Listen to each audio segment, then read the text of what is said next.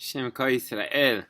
So we are up to Siman Aleph, Halacha Bet and Gimel today. The SHulchan Aruch begins. Hamashkim litchanen lifnei boro. If a person's waking up early, a person should wake up early to serve his Creator. Chaven l'shaot shemishtanot ha'mishmarot. Should try to aim for the hours where the shifts switch. Shehen b'shlish halayla, which is the thirds of the night. Remember, the Gemara talks about 3 shifts or 4 shifts. The SHulchan Aruch says there are 3 shifts of the night. L'sof shnei shlish shei halayla, l'sof halayla, shetfilah shepidra b'otan ha'shaot al korban v'al gelut utziyah. Beginning of the night, there's a shift, middle, and in the end, and those are the shifts which there's a special energy which we should try to connect to,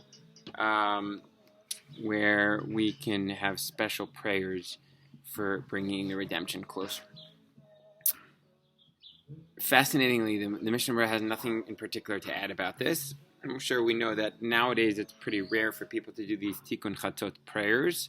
I actually had a chavrusa, my first chavrusa, where I learned Hebrew. His name was Lior, and I used to wake him up to do the Tikun Chatzot prayers, and then he would agree to learn with me in Hebrew. He was the only one who would learn with me Ivrit. He didn't know a word of English, and that's how I learned Hebrew.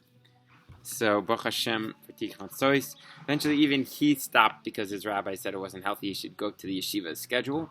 So, it's not as popular to do Tikun Chatzot today, but tzaddikim and Kabbalists still to this day will be doing these special prayers at the different shifts of the night. And if you happen to be up late at night, why not try to connect to the special energies in the ends of the night? And it's a good thing to do. It's an 8 ratzon.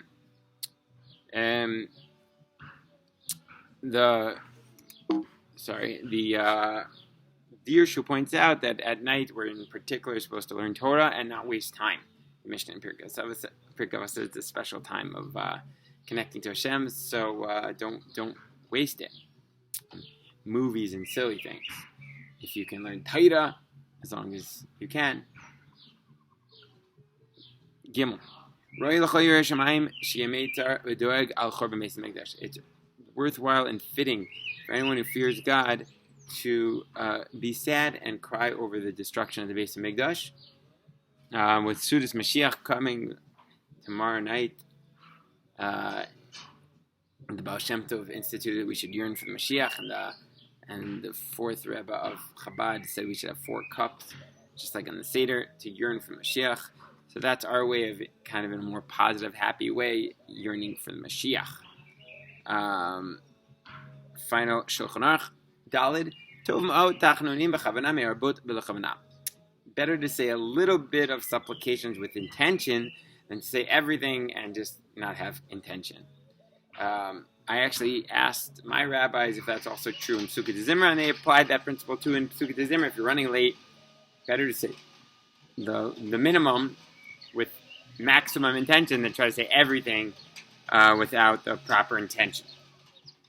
Okay, a few interesting notes, relevant notes from the Mishnah Berurah, from the Halachot Chaim.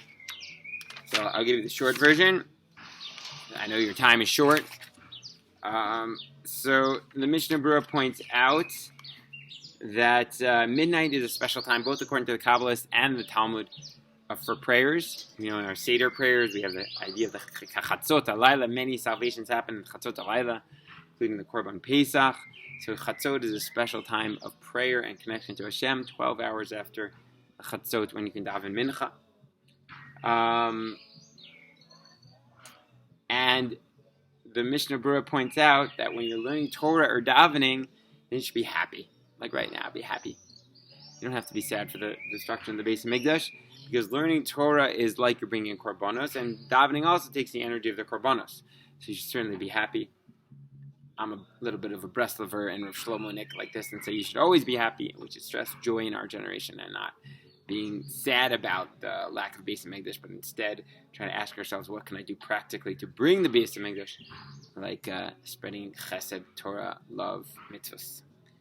The Shla points out that there's a custom to say Al Naharot Bavel, which is a Tehillim, where we mourn for the Beis Hamikdash every day.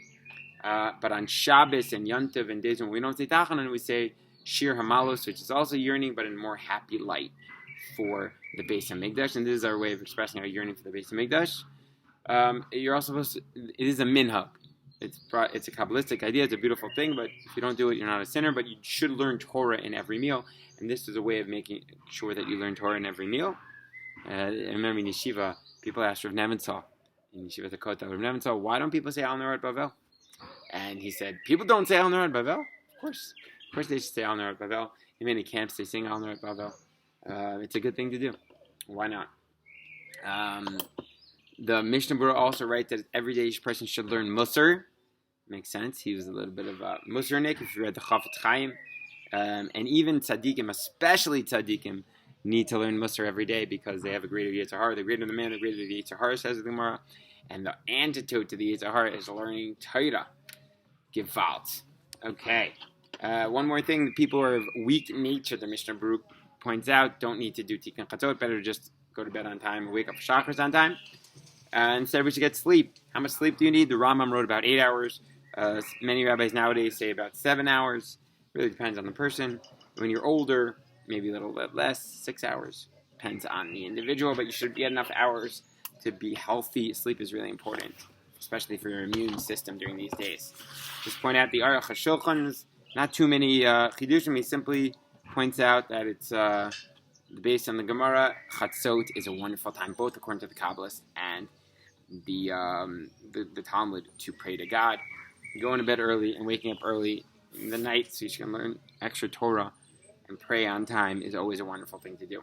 Okay, so that's Siman Aleph 2 through 5 in both the Mishnah Berurah and the Aruch HaShulchan. My highlight was to yearn for the Beis Hamikdash. And even if you're not going to do Tikun Chatzot, we have opportunities to do this every day in our Yercha prayers, in our prayers during benching, B'nai Yerushalayim, Etzemach David. And if you want to do the Sudas Mashiach, it's a great opportunity to have some l'chaim and yearn for the Mashiach. And we'll be broadcasting some more Torahs about that soon. Have a beautiful Moed, a beautiful Chag tonight. It's a great time to sing by their water fountains or whatever sea you have if you're quarantined in your house, and to sing to Hashem for salvations that He did for the Jewish people, salvations that He's always doing for us, whether we know it or not, and the salvations that we're going to see in an open type of way soon. Mamish Bakurev. Have a great day.